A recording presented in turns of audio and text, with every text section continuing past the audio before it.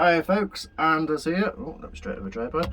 Welcome to another video, and it's been MOT retest day. So basically, I was going to do an update after the last video when he was getting ready for his MOT test. Fortunately, I dropped my phone as I picked him up from his MOT test, and my screen smashed and had to get a new phone sorted. So I couldn't do an update, and yeah. So he's passed. Yay! I have the MOT certificate here, and yeah, he has passed with no advisories, which is very, very exciting. But he didn't pass the first time. Today was the retest. So when I took him in for his test just over a week ago, is it still recording? Yes, it is. It's all right, new phone, so I'm not sure how to use this one properly. But it's got a very nice camera on it, apparently. Right, so yeah, so I took it in for its test. It failed quite a lot on some welding. You can see the fail list here. Yeah, it was mainly on the front sills. So integral body structure of chassis is excessive corrosion, seriously affecting strength with 70 millimeters of the body finger, offside front, offside inner sill, offside front outer sill, offside front inner arch, near side front inner arch, inner arch strut, and parking brake efficiency was below requirements. So that was the fail list. So yeah, it was a bit of a shock because I took it to somebody to have it pre-MOT'd, and they didn't pick up on any of the welding stuff for it. Not their fault, they weren't familiar with vans and stuff like that, but yeah, it was a bit of annoying that I had to take it over to Nottingham, spend 30 quid on that, spend 30 quid on fuel for them to say, yeah, it looks fine, I need to find out, but it's failed the MOT. However, it's now passed, so bygones and all that. The getting the work done has been a bit of a saga, to say the least. So when I found out it had failed, I went on a few of the van life forums, Talbot forums on Facebook, and a chappie two people quoted me. One chappie was over in Telford. He was actually more expensive than the garage where I had it MOT'd quoted me. They quoted me £600 for the work to be done, which, yes, was reasonable, but I thought, do you know what, I'll shop around for prices. There might be somebody a bit more local, or somebody, you know, more willing to take it on as a bit of a project. So there was a chappie over in Coventry. I won't name his name, but let's say I'm a bit pissed off. So guy in Coventry said he could do it, and said I could take it over last weekend. Today's Monday the 29th, so weekend before last. Said I could take it over and he would do, or have a look and do all the welding for me, quoting me £350. So okay, that's not too bad, that's a bit more reasonable. Obviously it would cost me about £30 in fuel to get over and that, but I thought, you know what, yeah. Supposed to be taken over last Saturday. It was when it was very cold and very frosty. He messaged me on the Saturday morning, said, no, sorry, can't do today. How are you set for tomorrow? Yes, that's fine. Come Sunday morning, messaged him again. No, can't do it today, it's too cold, blah, blah, blah. Excuses after excuses.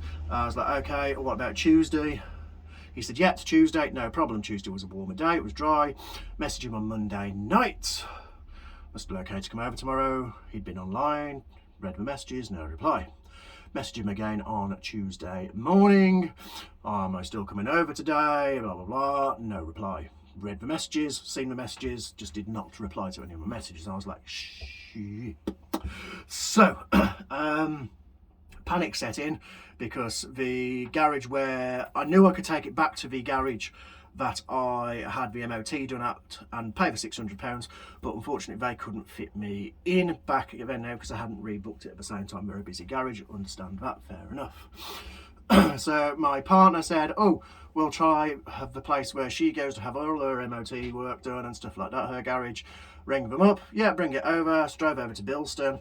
Doug was too big to fit on a ramp, too tall, they couldn't do it. So I was like, poop. And then she was like, oh, what about this chap? He's a mobile mechanic that used to be a mobile mechanic and now has a workshop. Let's try him. So she gives him a ring. Turns out he's literally that way. Like 5 minutes walk, if that. So there's this road, and then there's another road down there, and it's that road. And rang him up. He said, yeah, bring it down. So I dropped it down to there.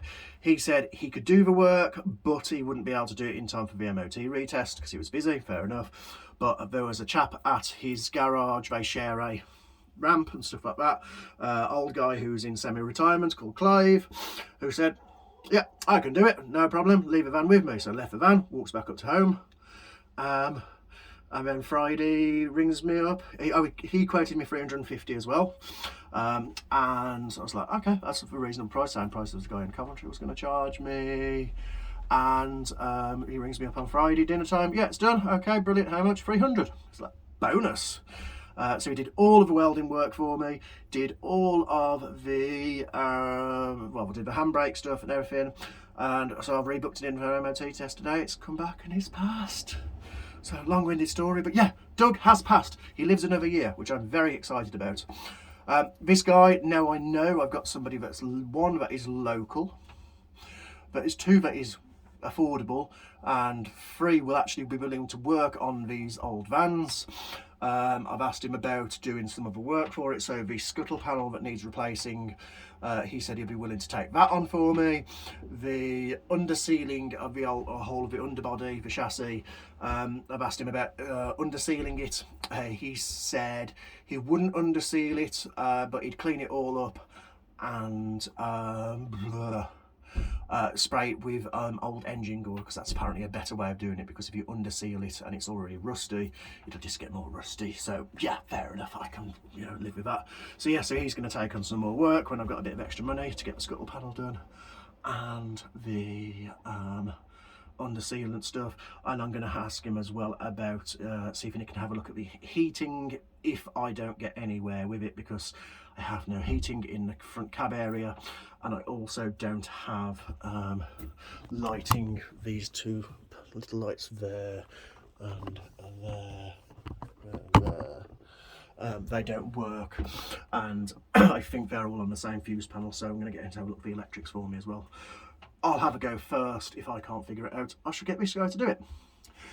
Aside from that, the plan for Doug now, the priority for me at the moment is to get the leak sorted, which is coming in through the electrics panel there. I've taped it up on the outside and it has dried up now. So there's a leak on the outside that I need to get sorted. I would go outside, but my neighbours are there at the moment and I don't fancy talking whilst they're all standing outside. So that's my main priority, is get that leak sorted that's coming through. It's coming through from the inside of that window there somewhere. So I need to get that done. That's the main one, so I can get it watertight. Priority 2 is to get the new seats in, which I've got. That's going to be one of the next videos, and excitingly that's a collaboration with another YouTuber. My brother Kevin has done a micro van conversion. He's converted a Citroen Berlingo into a micro camper. We're going to collaborate together on a couple of videos, so he's going to help me with the seats. He'll film it for his YouTube, I'll film it for my YouTube, so on and so on and so on. So that's priority 2, is getting new seats in, because they're not practical as they are, obviously. I managed to put the other one in, but it's way too high and that one is falling to pieces. I could reupholster it, but I bought the new seats a while ago and they're quite comfortable. So that's priority number 2, is to get the seats in, and then priority 3 is to get the whole of the cab done, because as you can see it's still all empty. I just need to get some plywood sheets for the roof and fasten them on somehow. I think I'll be putting some hard as nails, batten some hard, get some batons and glue them with hard as nails to the roof, so that the yes, there's something for the ply to go onto, 3.5mm ply, because yeah, so that's that. Then that'll all be nice and done, and then this again is going to be a storage area for when I do all the festivals. I'm going to put some boxes and stuff in and work out a storage system for it. So that's priority 3. Priority 4 is getting the heating working in the main cab area, because I have no blowers at all. So I'm not sure about that. And then the rest of it will be getting everything else done.